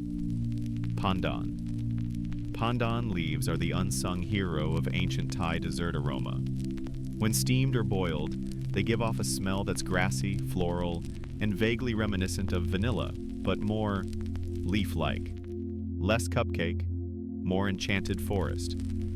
In ancient kitchens, pandan was tied into knots and thrown into pots of rice, turning the whole thing lightly green and delightfully fragrant. Even now, the faint smell of it makes you feel like you should be wearing silk and reciting poetry while staring into a lotus pond. A child waves to you, holding a sticky rice dumpling and a banana leaf. You wave back, then head toward what must be your final stop of the night. It's a stall that looks more like a kitchen altar, lined with terracotta bowls, dried herbs, and bundles of dried lemongrass. One bowl emits a subtle steam.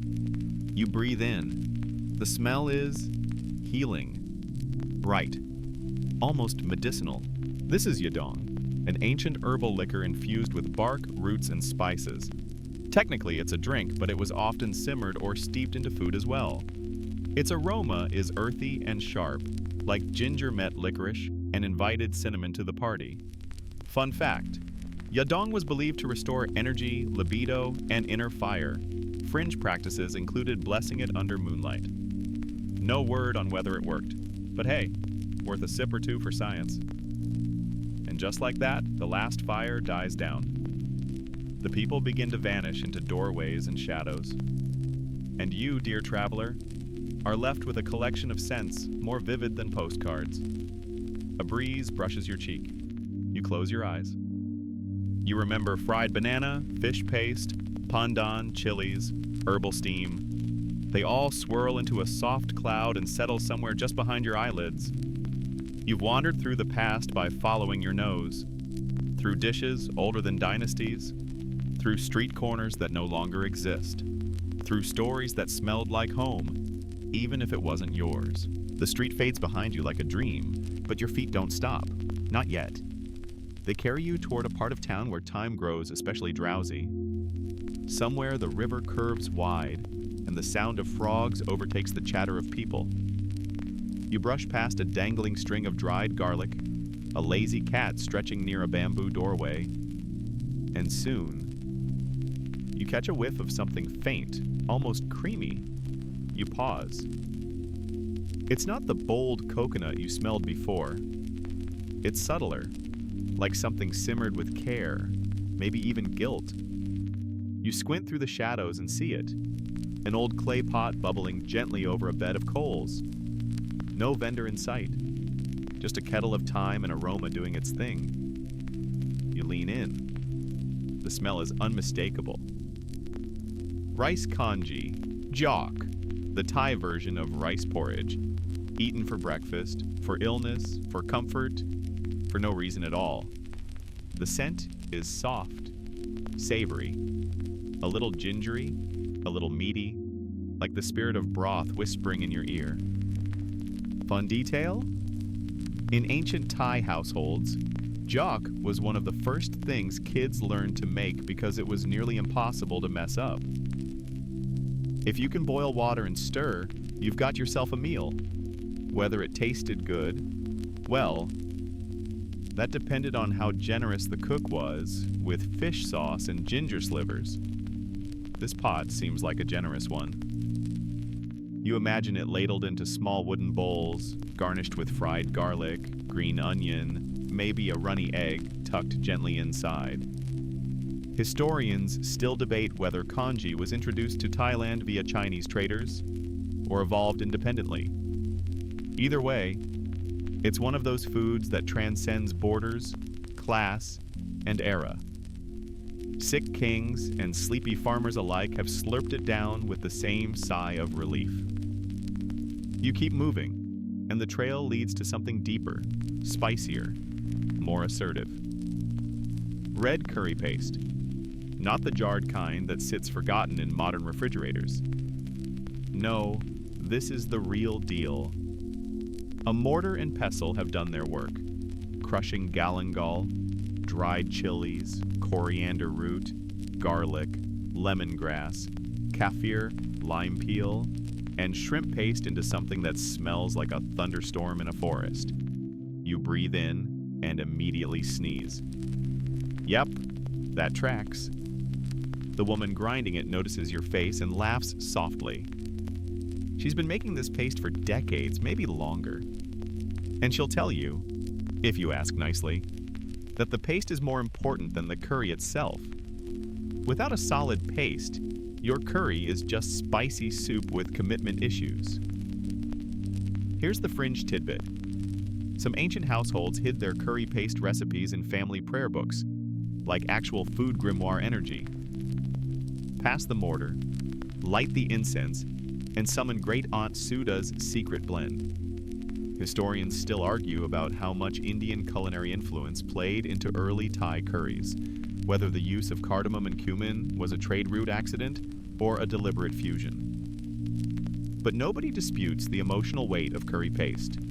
It's the core, the song, the soul of the dish. And its smell? Like a promise. As the scent fades, you notice a sweet puff of air, like sugar just beginning to caramelize. You turn and see a strange contraption, a spinning brass wheel fed by hand. Out of it comes something airy, golden, and whisper-light. It's phua thong, or golden threads. Thai-spun egg yolk dessert. Imagine egg yolks, beaten and mixed with jasmine-scented syrup, spun into delicate strands like edible embroidery. It smells like a bakery and a flower shop holding hands. The quirky origin? Phua thong was introduced by a Portuguese-Japanese woman named Maria Guiomar de Pinha in the Ayutthaya period. Yes, really. She brought Western dessert techniques to the royal Thai court, and the elite lapped it up, including this one, which, fun fact, was meant to symbolize eternal love and prosperity. A sticky golden metaphor for relationships. Very Hallmark. Historians still debate how much creative liberty Maria took with native ingredients, or if her recipes were later Thai-fied by palace cooks. Either way, Phoi Thong still smells like celebration. The sugary air gives way to something cooler, a leafier scent. Refreshing, but also chewy? You follow the trail until you find someone stirring a big metal tub filled with translucent green noodles. The scent is pandan again, but paired with coconut and palm sugar. Sendal, or la chong in Thai, those wiggly green noodle desserts that live in chilled syrup. They smell like summer on vacation, like something you eat barefoot. The pandan aroma is grassy sweet, the coconut milk creamy, the palm sugar deep and caramel-like. One spoonful would feel like plunging your face into a waterfall and a rice patty at the same time. You watch as the vendor strains the noodles through a wooden press, letting the dough drop into cold water in springy little blobs, like al dente gummy worms, if gummy worms were blessed by rice spirits. And here's something curious. Scholars still argue whether these chilled desserts began as cooling remedies for the heat or as festival treats. The overlap is real. Either way, you can practically taste the condensation on the bowl, the clink of ice cubes, the whisper of pandan leaves in the wind. But the scent doesn't linger, it yields. Now you're near the edge of the market, near where boats bob gently against the dock. A torch flickers. Somewhere, a fish splashes. The last aroma? Smoke. Real, rich, smoldering smoke. From charcoal, from banana leaf embers, from grilled everything. You've stumbled into what feels like the closing credits of the night's feast. A man is carefully packing up skewers of grilled meat. Beef, pork, chicken hearts, each one charred, sweet, and slightly sticky with marinade. The smoke coming off them is what campfires wish they smelled like. It's a scent of endings, of last bites, of taking something primal and making it dinner. And just behind it, a fainter trace of lemongrass. A reminder that even grilled things deserve perfume. You sit for a moment on a worn stone step, breathing it all in. Not just the food, but the world around it. You've inhaled the ancient menu of an empire. You've walked a path paved by recipes older than some religions. You've smelled breakfast, grief, festivals, marriages, childhoods, and rebellions. And now, your belly is full of scent, of story, of softness. You're not quite ready to sleep, but you don't need to move anymore. Let the boats rock. Let the sky darken. There's still one more chapter left. The river rocks you gently. The last ember of the food market dims behind you like a lantern running out of wick. You sit there, letting your feet dangle just above the water, and breathe in whatever scents still linger. Ghosts of garlic, smoke, pandan, the memory of heat. The air has cooled, not cold, just softer. Like a silk scarf pulled across your shoulders by someone who knows you need rest but won't say it out loud. You lean back. Your thoughts drift.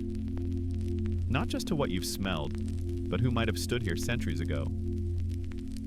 Barefoot kids trying to sneak grilled bananas before dinner.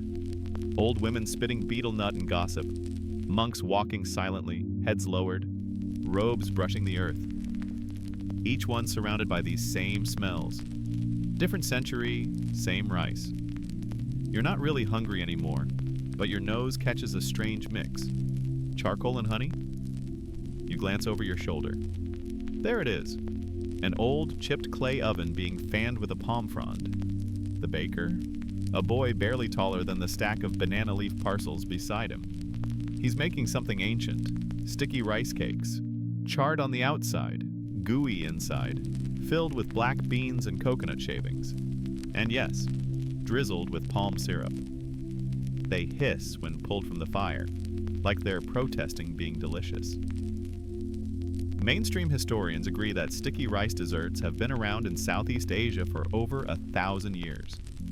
They show up in religious offerings, in royal banquets, in roadside stalls. But what gets less attention is the social layer behind them. How the act of making them, slowly, carefully, was sometimes more important than eating them, a ritual of patience.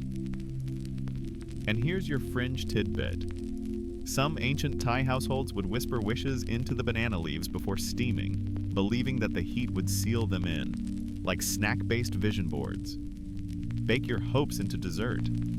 Honestly, not the worst strategy. You rise and start walking again, slowly. You're in no rush. Somewhere ahead is the floating market, but tonight it doesn't bustle. Tonight it drifts, half dreaming, like you. You pass a wide wooden boat piled with flowers. Jasmine, marigold, frangipani. Their scent wraps around the edge of the food haze, cutting through the oils and sugar. Fresh. Soft. A little bit funereal, a little bit wedding day. You try to catalog the smells. Sweet, citrusy, almost almond, but they keep shifting. The vendor nods at you. She's making dokmai thurian, flower-shaped dumplings scented with durian extract.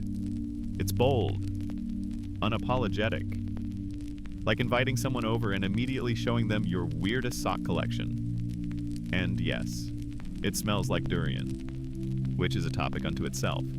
Historians still argue whether durian was revered or reviled in ancient Thai society. Some royal records describe it as a delicacy for nobles. Others list it among banned items in palace kitchens. A fruit of contradiction. Smells like gym socks, tastes like custard dreams. You smile politely and step back, pretending to admire the river.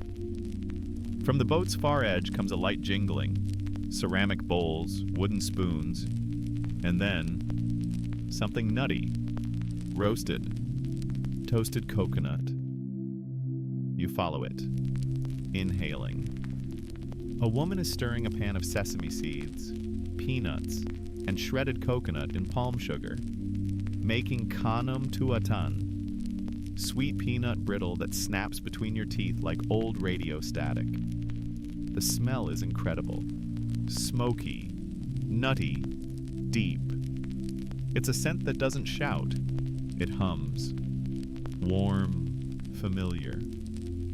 Like the sweater your grandmother always wore. Comfort, plain and simple. The fringe detail. Some rural Thai communities believed offering peanut candy to local spirits would sweeten their moods and keep mischief away. Forget incense. Bribe your ghost with dessert. Seems effective. You lean against the railing and close your eyes. The market keeps flowing. Soft voices, paddles dipping in water, one stubborn rooster crowing way past bedtime. And then it hits you. A cooling breeze. Mixed with it, lime, fish sauce, chili, maybe green papaya. A smell that crackles like static on your tongue even before you taste it. Someone's grinding some thyme. Thai papaya salad. Even now. Even this late. You glance over and see her. Mid-50s, no-nonsense eyes, biceps from 1,000 pesos. She's pounding green papaya strips with garlic, bird's eye chili, lime, fish sauce, dried shrimp, and just a kiss of sugar. The scent is sharp, unforgiving, zesty. It rises straight into your sinuses and makes you blink. Historians still argue whether som tam originated in Laos or in the Aizan region of Thailand. The lines are blurry. Borders didn't used to matter much when it came to flavor. It was all about what grew nearby and how much kick you could handle. The funny thing? Som tam was once considered too rustic for the Thai elite. It took decades, and probably a few spicy scandals, before it became the national treasure it is today. The vendor offers you a sample in a tiny bamboo dish. You take a cautious bite, and immediately, your eyes water. Your heart skips. But it's not pain, it's energy. The kind of heat that reminds you you're still very much alive. You finish the bite, nod, move on. Now the market begins to thin. One by one, the fires go out.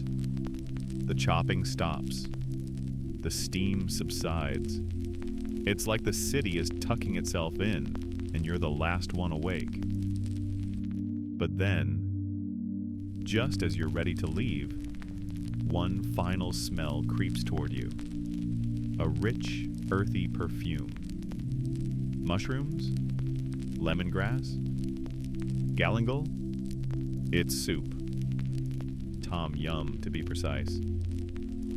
Someone, somewhere, is ladling out the last batch of hot, sour herbal broth from a wide clay pot. The smell is complex, layered, inviting. A mix of every scent you've encountered tonight. Citrusy, fiery, slightly fishy, deeply herbal. You breathe it in. It's the full circle.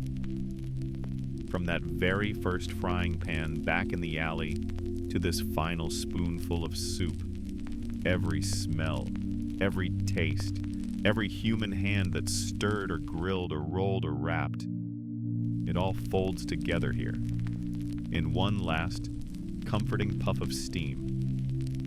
The fringe fact?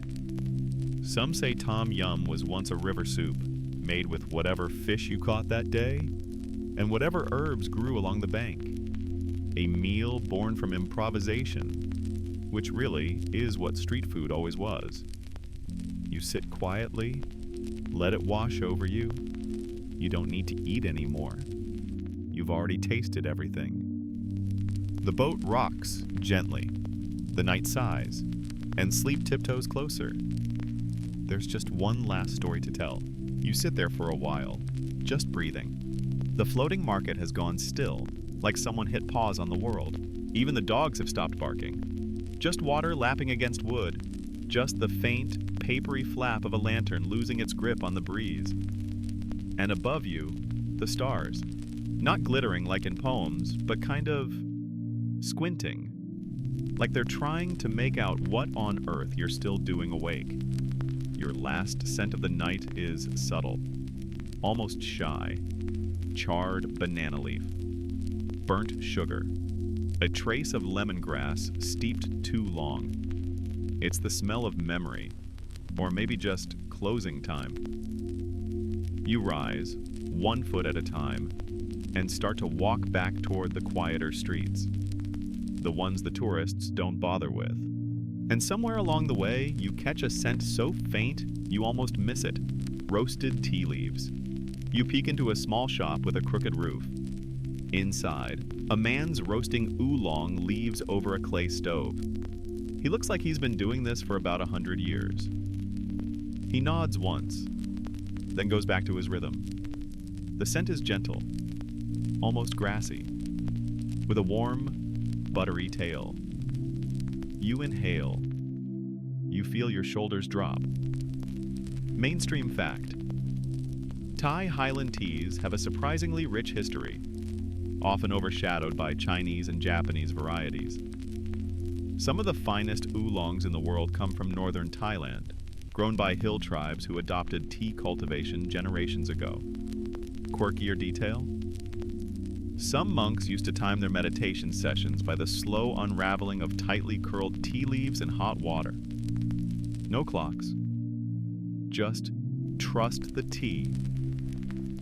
Historians still argue whether tea came to Thailand via Chinese traders or Indian monks, or if it was quietly cultivated all along by local groups who didn't bother to write it down. Either way, it's here now, and it smells like peace. You sit again, this time on the stoop outside the shop, knees up, chin resting on folded arms. The tea scent wraps around you like a warm towel. Somewhere, a bell rings, tiny, distant. It might be real, or it might just be your mind settling down. You think back to earlier in the night, to the grilled skewers, the banana fritters, the sizzle of garlic and hot oil, to that shock of lime and some tam, the sleepy sweetness of sticky rice, the smoky snap of peanut candy, and to the people, always the people. Vendors with sunburned faces, grandmothers frying without flinching, teens playing with fire like they invented it. All of them moving through this cloud of flavor and smell, like fish in a warm broth. The past isn't a museum here, it's a dinner plate. It's whatever's skewered over the fire tonight. Some of the recipes have changed, some haven't. But the smells, they're still talking. You lie back. The sky swims a little. There's something deeply grounding about a scent. It doesn't have to be fancy, doesn't have to be strong. Just a whisper of charcoal, a hint of lemongrass. And you're not in your head anymore. You're in a street, barefoot, laughing at nothing, half a world away from your worries. It's strange, isn't it? That something as small as a food smell could survive dynasties, floods, wars, empires, and still show up on someone's cart with a rusty bell. You close your eyes, let your mind follow the smoke trails, drift past mangoes and fish sauce and fried basil, past all the things you didn't get to taste but somehow still remember.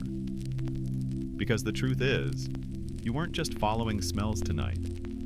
You were following stories, and now they're quiet. Like the river, like the boats, like the tiny glowing end of a coal that might still be warm if you reached out. But why would you? You've had your fill. Now just let go. Just breathe. Let the world fold in around you like a lotus blooming in reverse. Let the air go still. Let the flavors fade into shadows. Let the past slip under your skin like steam from a clay bowl. You're full, you're warm, you're safe. Now, with the last scent fading from your mind, let your body settle deeper into wherever you're resting. Maybe you're curled up in bed, or half sunk into a couch. Let the edges of the room blur a little. Let the details fall away. There's nothing left to do tonight. No carts to chase, no lines to queue, no strange snacks to be brave about. Just this gentle hush, like the hush of a street that's finally quiet after a long, colorful day. Let your breath move in like steam off a bowl of soup. Let it drift out just as soft. There are no deadlines here, no final bites to finish. Just the scent of earth cooling after fire. Just the memory of grilled rice and coconut, of sweet smoke, of spices pressed between fingers by hands you'll never meet and somehow still understand. Let your thoughts fade like lanterns over the river, floating farther and farther until they're nothing but soft light on dark water. And now, it's okay to sleep. Nothing urgent, nothing unfinished. The story's been told, and you've walked every step, smelled every scent, tasted every bite. So let the silence hold you. Let the past rock you. Let the night deepen. And when you wake, if you even remember this, you'll carry some of those smells with you, somewhere quiet, somewhere safe. Good night, traveler.